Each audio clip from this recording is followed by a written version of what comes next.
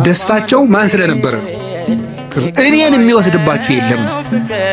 በልብስ ልደሰት ብትል ልብስን ወይ ሰዎች ይወስዱታል፣ ወይም የተሻለ ልብስ አሰፍተው የሚመጡ ሰዎች ያስቀኑና በአንተ ልብስ መደሰት ታቆማለህ። በጤና ብትደሰት ሲያምህ ይከፋል። በመልክ ብትደሰት ስታረጅ ይከፋል። በሚስታችሁ ብትደሰቱ ስትሞት ይከፋችኋል። በባል ብትደሰቱ ሲሞት ይከፋል። ቅዱስ ጎርጎርዮስ እንደተናገረ በሀብት ብትደሰቱ ስታጡ ትከፋላችሁ። በሹመት ብትደሰቱ ስትሻሩ ይከፋችኋል። በክርስቶስ ብትደሰቱ ግን ማንም አይወስድባችሁ። እሱን ማን ይነጥቀናል? ሁሉ ይወሰዳል። የማይወሰድ ሀብት ክርስቶስ። ስለዚህ ቅዱስ ጳውሎስ ምን አለ? እላችኋለሁ በክርስቶስ ደስ ይበላችሁ አለ። እላችኋለሁ በማን ደስ ይበላችሁ አለ? ደግሜ እላችኋለሁ በክርስቶስ ደስ ይበላችሁ አለ።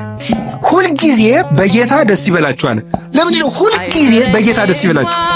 አሁን ምግብ ሁልጊዜ ማስደሰት ይችላል?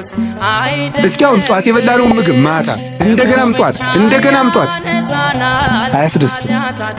አንድ ልብስ እኮ እንደውም ጥሩ ልብስ የሚያስደስተው አልፈን ስለምንለብሰው።